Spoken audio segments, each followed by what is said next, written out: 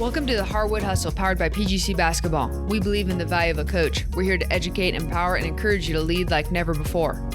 This week, we're talking about leadership and coaching with Marke Freeman. You may know her as a PGC Director, but she's also author of The Champion's Creed, CEO of a nonprofit, a renowned speaker, and a sports analyst.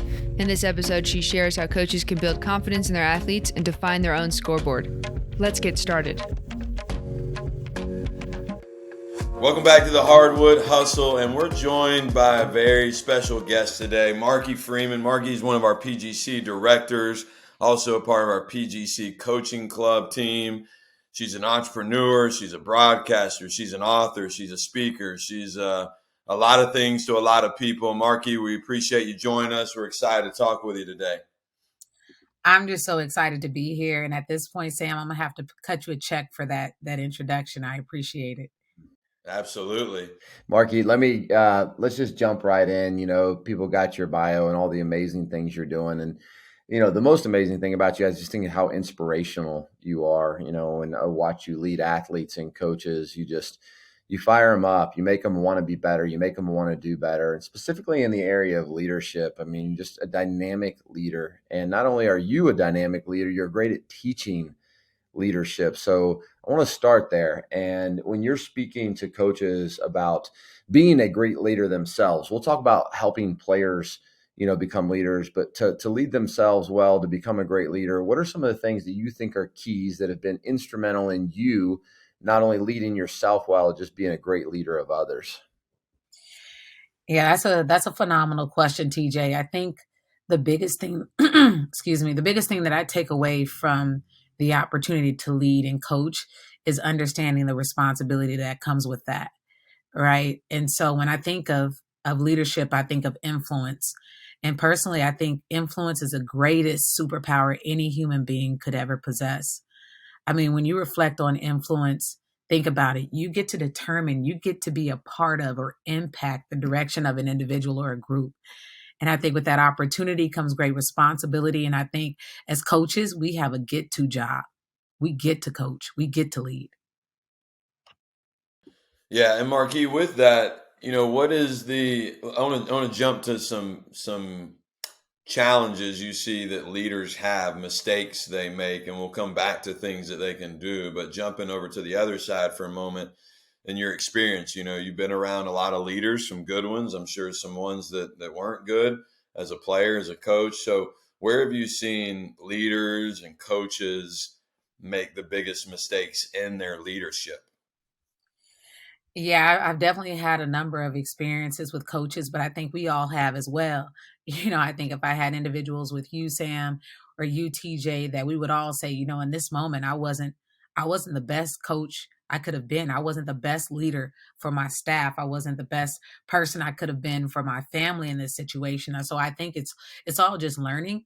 It's very experimental. But I think one quote that stands out to me just in the space of sports was a quote by John Wooden, who said, championship coaches should have the ability to offer correction without causing resentment.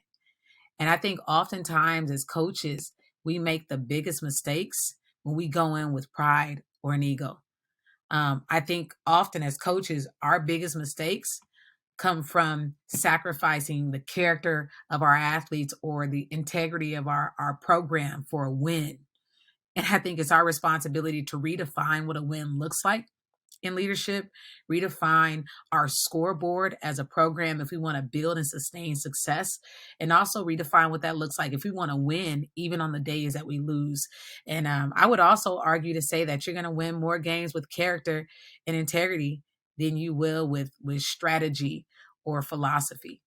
So I think that's an opportunity for all of us as coaches. Yeah, that's a really good point. You know, and I think oftentimes we can let our pride get in the way. I think that's worth repeating, is that a lot of times we'd rather just be right than really make a difference, you know, rather really change the heart or change the mindset. We'd rather, you know, just be right. And I think that goes back to coaches so many times, just, you know, maybe a little bit of insecurity. We all have it. I've had it. And I know when I was at my most insecure is when I defaulted to that the most. And I also think it's important for coaches to forgive themselves. You know what I mean? Like when I look back and the players I coached 10 years ago or 20 years ago, gosh, I got so much regret, and I'll have regret this year. And each year you're just striving to get better. So let's talk about that, like the qualities of a coach that you think allow them to get better and to progress as a leader. The first thing that comes to mind hearing you say that, TJ, are the coaches who are vulnerable and willing to, when necessary, say, I was wrong. I could have been better. I'm sorry. And I think those coaches, the head coaches that I've had in the coaching space and the coaches that I've had as a player, the ones who were willing to say that was my fault, I think they created a space on our team where, the goal wasn't to be perfect. Um, it made us all want to be better because we knew that sometimes we were going to make mistakes, that sometimes we were going to fail, and it was an opportunity for all of us individually and collectively to learn from it. And so I think that's one special quality that coaches can possess. And I think in order to get to that space, above all, I think you just have to care. I think you have to care about the responsibility that you have. You have to care about the people in your care, your assistant coaches, your players. You have to care about their growth beyond the game of basketball and what's going to happen for them after that season or after their career is complete. You have to care about what's going on at home. You have to care about how much of the game they actually even care about. Is it a like or is it a love for them? And I think just finding that rare level of genuine care, I think that makes the world of a difference in how we lead and sustain success. Yeah, Marky, I want to go back to what you said a moment ago, which is for coaches to say I'm sorry, and then tying that into what you said a couple moments ago about pride and ego. And I would throw all that under a word of humility, for a coach or a leader to say, I'm sorry, or to, remove their ego. They got to have a level of humility to do that. And I was listening to a Division I coach talk about this on an interview recently where he hires people, his staff. He wants coaches around him that are humble enough to know that they don't have all the answers and that they're still trying to grow and figure it out. And so, again, those are my words, not yours, in terms of the humility piece. But would you agree with that, or what would you say to the humility piece for a leader and a coach? I totally agree. In order to create the space that we want to create within our programs, humility is very, very necessary because we know that season is going to come with not just peaks, but sometimes twice as many valleys. And so being willing to say, this is my fault, or, I didn't make the proper adjustments in this situation. We could have been better prepared. Players, this one is on me. I think that creates a space of humility for everyone to just walk into that gym or walk into that season, understanding that it's okay to make mistakes. Our goal is to be better, and it starts with the head. Let's talk about your book, The Champion's Creed, for just a second. The passion behind that, and you talk a lot about what separates good from great. And so for those coaches that, the baseline, I think we just kind of talked about the baseline. Like, we've got to have humility. You got to have care. Like, you got to get yourself right to be a really good leader. And what are some of the keys that you talk about in the book, which you highly recommend coaches read, that help you to go from good to great? Because I think there's a lot of coaches out there that just don't meet the baseline. They just don't care enough, and maybe they care about winning, but they don't care about the other things. And it's hard to be a great leader. But then there's a lot of coaches out there that are, good, and they really do care, and they want to go from good to great. And so what are the necessary steps or ideas or things to put into practice to go from good to great? Yeah, I think something that separates those legendary coaches that we just love and adore and aspire to be like. I've already referenced John Wooden. TJ, I've had a chance to tell you how much I admire you, Sam. You're my coach and you don't even know it. But just in terms of transformational versus transactional. I think that's huge as well. And so just the difference, when I think of transactional, I think of coaches who are consistently making withdrawals. I think of those coaches who are result driven, sometimes irrational, dismissive. Um, they lack humility in a sense, to your point, Sam. Um, they criticize or just sometimes inconsiderate or unapproachable. And when I think of those high level coaches, those relational coaches, and I mean, we can go back to your Phil Jacksons or up to date. We can go to Dawn Staley and the relationship she has with her players, and Asia Davis being an example of that as well. They're consistently making deposits. They're impact driven. Or I said Asia Davis, I mean Asia Wilson. They're impact driven, right? They lead by example. They're relational, very inclusive, conversational. They elevate. They're accountable, and yes, they challenge, but they do that from a place of love and grace. And I think that if we can do that as coaches, I think that not only will we get others to follow us, and that being our staff and our players, but I think more importantly, we can create other great leaders as well. Yeah, I like what you said there too, Key. Like, you can have a high level of challenge and have a high level of care. Now, some coaches will do the high level of care just so they can get to the high level of challenge. They'll say, hey, well, you got to build a relationship so you can coach them hard. Well, I would say true. And you got to build a relationship because that's what you should do. That's the right thing to do. And so you talk, about connecting before you direct. I believe that was a phrase I heard you use in the fall at the coaching clinics. Just maybe speak some more into how important the transformational piece is, the relationship piece is in a leadership role, and how that all plays out, and the relationship between that and how you challenge somebody. Yeah. I actually love to break that up. Thank you for bringing that up, Sam. I love to break that up in an acronym, CARE specifically, in the C being connect, connecting before you direct. Nobody cares how much you know until they know how much you care. It doesn't matter if you're a leader or a teammate.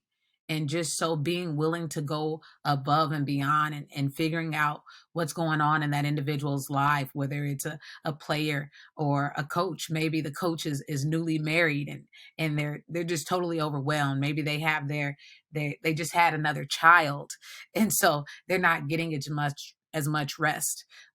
Maybe it's the player who's going home to some chaos, or dealing with a breakup, or all the other things that they have to deal with in their lives. And so just understanding where they're coming from and being willing to meet them where they are. And sometimes as coaches, we got to go a little beyond the 50, right? And just showing them that you're truly invested in what they have going on, and you're truly invested in what they can become. Showing that care, that and just elaborate a little bit more on connect. I think personally that when a person knows that you care, you're able, or that you're willing to connect, you're able to pull a little bit more out of them. But like you said, Sam, that's not the only reason you do it. The A in care is for appreciate. At PGC, we call it going ape for those we care about, acknowledging the things that they do well, praising them when they do those things well, and encouraging them to continue to do them well. And it's very simple. And for some people, it may seem very elementary, but whether you're a child or an adult, when people celebrate you and they acknowledge what you do well, personally, it makes me want to do it more. Right. And so something that my brother is really working on my nephew with is just holding the door open for people. He's an only child, and sometimes he just forgets, and he'll let the door close behind him. And so when he does it, I'm very intentional about celebrating that and acknowledging that. And what happens every door since that celebration, he has put forth the extra effort to hold it open for the person that's coming behind them. And I think that's leadership. I think it's teaching them the value of it, and then recognizing them as they make those strides. And then the R to what you spoke to, Sam, is just that respect, right? It's understanding that you don't have to be perfect. I don't have to be perfect. It's meeting players where they are, wholeheartedly.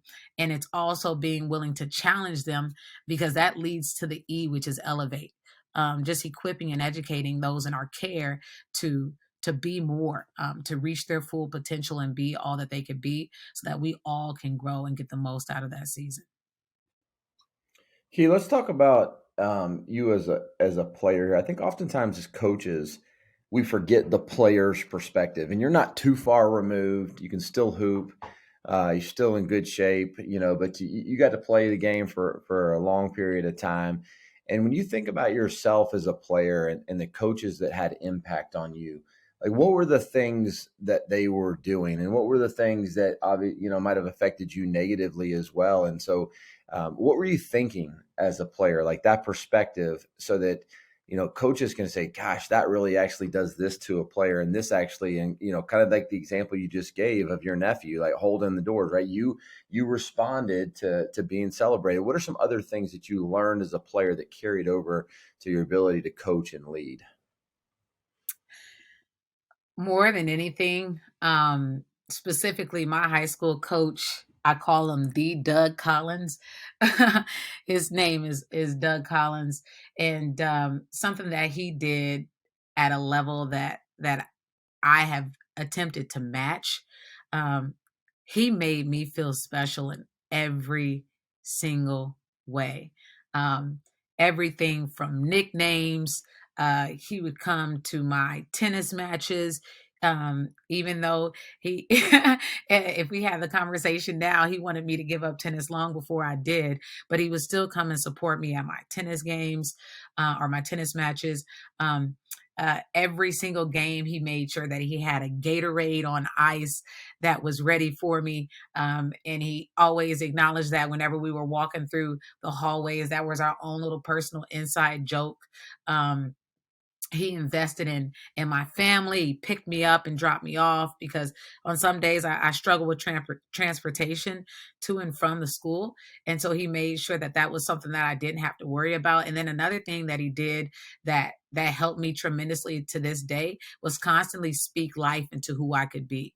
I had a bunch of issues with confidence, which was my own personal battle coming into high school. But he constantly spoke into what I could become if I showed up at the level that he knew I was capable of showing up at. And so it wasn't just the nicknames and the connection that we made. It was a constant deposit into who I could become. And to this day, this guy is still very invested in who I am and what the things that I'm involved with. And so we're in constant contact. And I think that's the beauty of it all. As coaches, we get to make that transformational impact, and then we get to be a part of their lives for a lifetime. But I think that's the biggest thing, TJ, is just being fully invested in the individual holistically.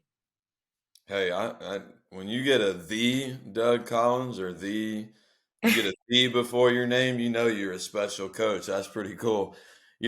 Mark, and I like what you said there, Marky. I want to highlight that for those listening. He said what you could become, right? He always said, this is what you could be.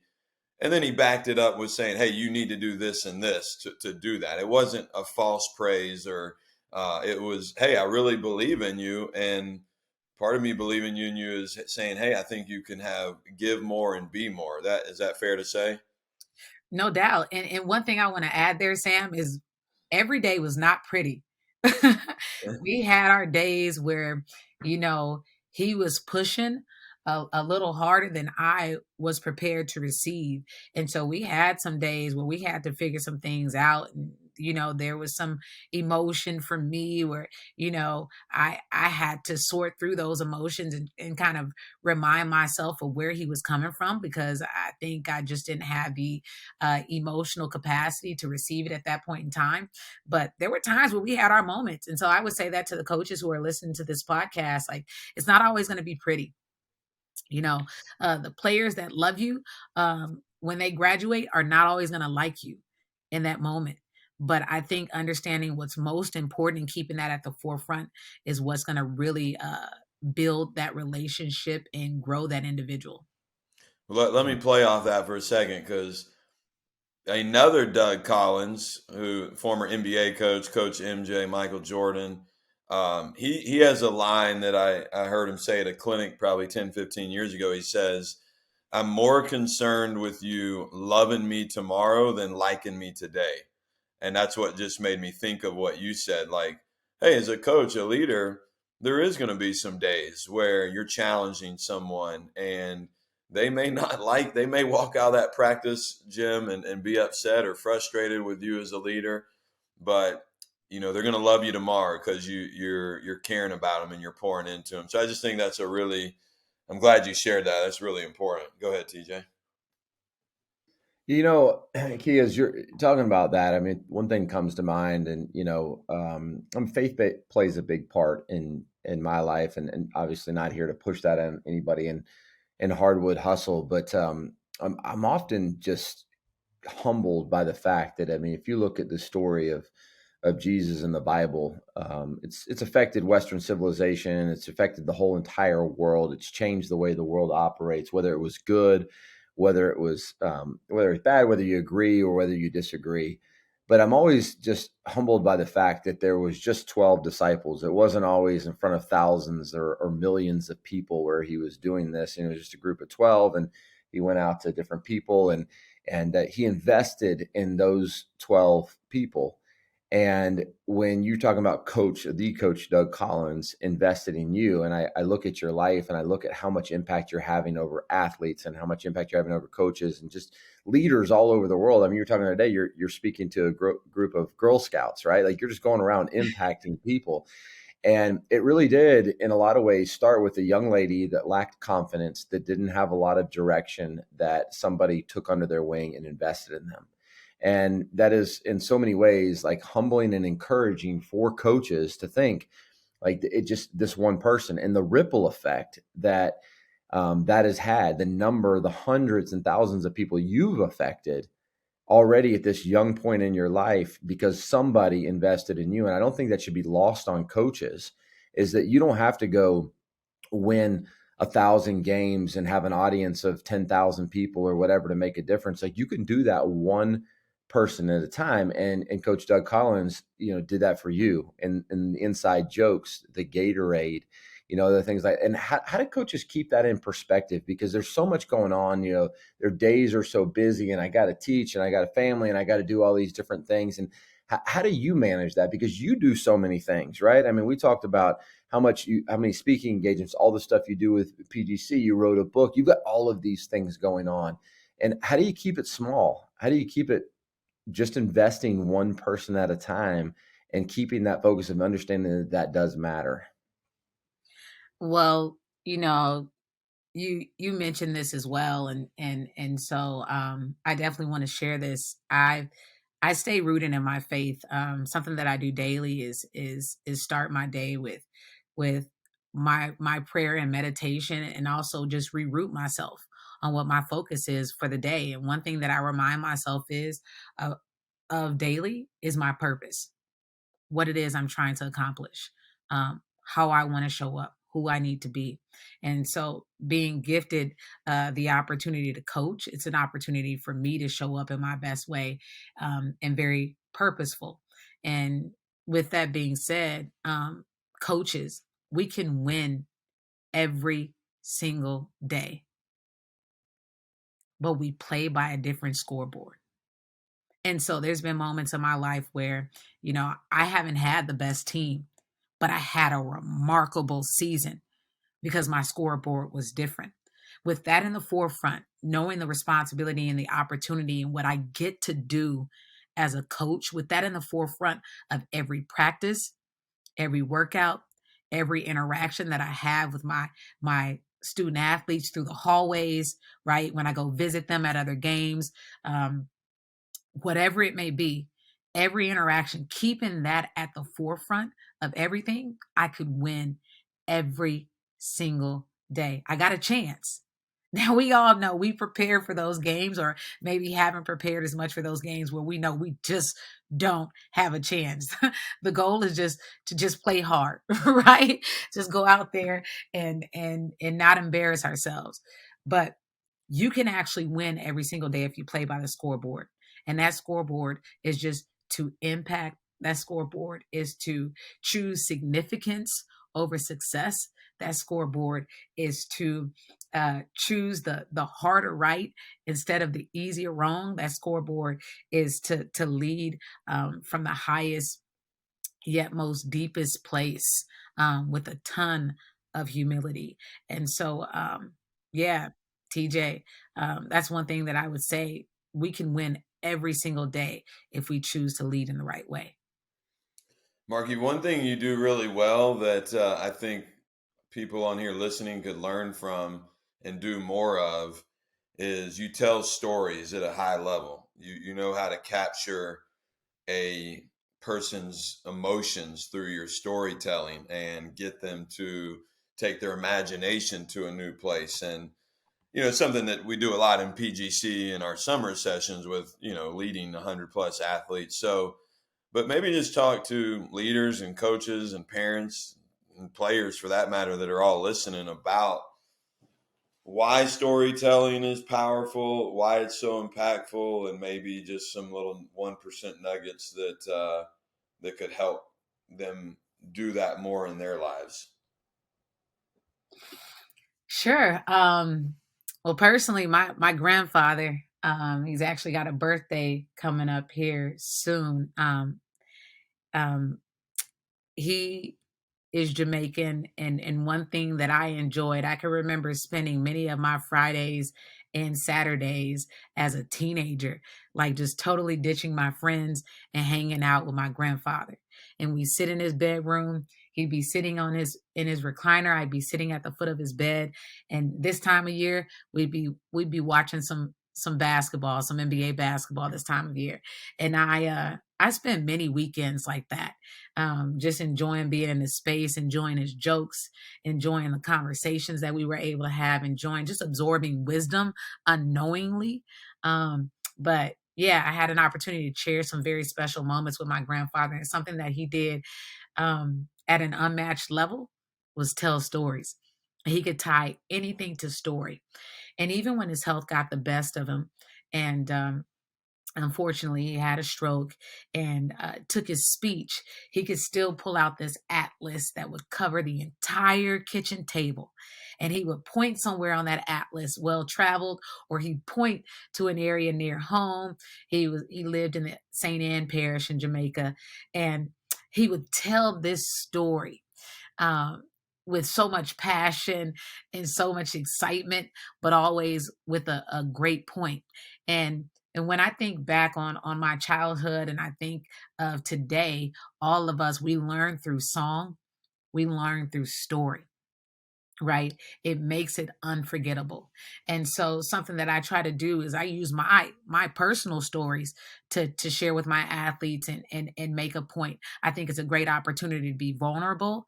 I think it's a great opportunity to show that humility that Sam hinted at.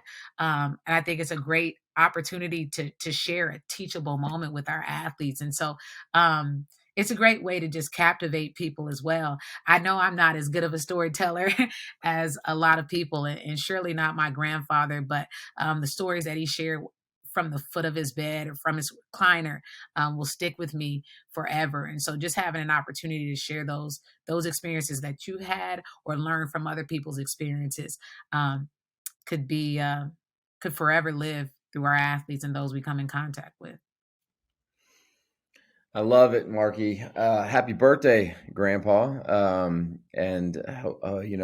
Appreciate you sharing that. And I think we all can relate to somebody in our life that has affected us through stories. And you are a masterful story teacher. And I think people should read your book, and I think they should hear more stories from you. And I know that many of our listeners have had that opportunity to be around you, whether it's at one of our coaching clinics. If you haven't, join our PGC Coaching Club, and you can get more mentorship from her, read her book, and you can learn more about it. But I want to give you the opportunity, or give our listeners the opportunity, really, to know where they can find you. So if you wouldn't mind sharing a couple of your, social handles or where they can get the book, because obviously in 30 minutes, they're just getting a little sample, but how can they get the full sample, and where can they find you? Where can they follow you, and where can they get your book? That's a great question, TJ. Hey, I'm on social media at Marke Free on Twitter and Instagram. That's MarkeFree on Twitter and Instagram. And then finally, you can pick up Champions Creed on all platforms. We actually have it distributed in all formats: paperback, hardback, audio, and ebook as well, based on your preference. So take advantage of that. Great resource. Yeah, I love it. And coaches, I encourage you to go pick that up and go get the read. And Marky, we're really excited that you're one of our leaders here at PGC, both in our summer sessions and with our coaches, because I think that they've got a lot to learn from you in a whole lot of realms. And obviously they got to pick up a whole bunch on leadership today, but looking forward to you mentoring coaches, and just want to celebrate you for all that you're doing, all the people that you're reaching, all the people that you're touching, and most of all, just the why behind what you do, why you're living your life the way that you're living it. And appreciate the encouragement to go win the day. So coaches, I'm going to leave you with that.